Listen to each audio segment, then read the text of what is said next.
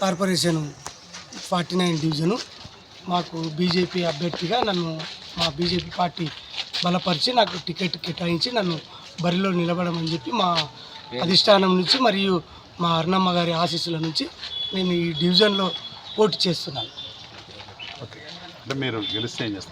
మేము గెలిస్తే ఈరోజు మన సెంట్రల్ గవర్నమెంట్ నుంచి నిధులు తెచ్చి వేరే కాంగ్రెస్ వాళ్ళు కానీ వాళ్ళు చేసిన అభివృద్ధి అందరికీ తెలుసు.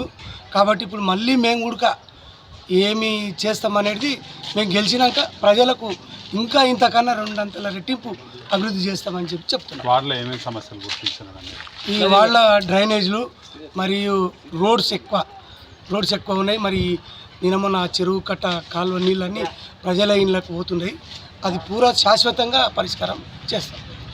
ఎంపీ గారి ఫండ్స్ ఎట్లా తీసుకొస్తారు?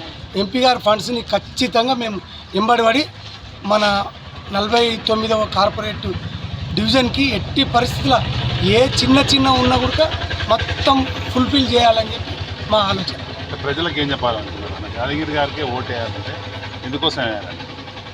యాదగిరి గారికి ఓటు వేయాలంటే గత టీఆర్ఎస్ గవర్నమెంట్లో 2 సార్లు టీఆర్ఎస్కి ఇచ్చిండ్రు, ఒకసారి కాంగ్రెస్కి ఇచ్చిండ్రు. ఏంది అంటే ఒక బీజేపీకి ఇవ్వలేదు. కాబట్టి ఒకసారి బీజేపీకి ఇస్తే ఏం చేస్తుందని ప్రజలకు తెలుస్తుంది. అంటే కాలనీలో అంటే మెయిన్ ఏరియాలు డెవలప్ అయినాయి కానీ స్లమ్స్ కొద్దిగా అట్లే ఉన్నాయి, పూర్ పీపుల్ పరిస్థితి అట్లే ఉన్నట్టు ఒక విమర్శ ఉంది. దీన్ని ఎట్లా సవరిస్తారు మీరు? గత 2012లో విలీన గ్రామ పంచాయతీలు 9 గ్రామ పంచాయతీలు మహబూబ్నగర్ మున్సిపాలిటీలో విలీనమైనాయి. తర్వాత తెలంగాణ రాష్ట్రం ఏర్పడ్డది. తర్వాత తెలంగాణ రాష్ట్రం ఏర్పడినాక విలీన గ్రామ పంచాయతీలలో ఎక్కడ మాత్రం డెవలప్ చేయలేదు.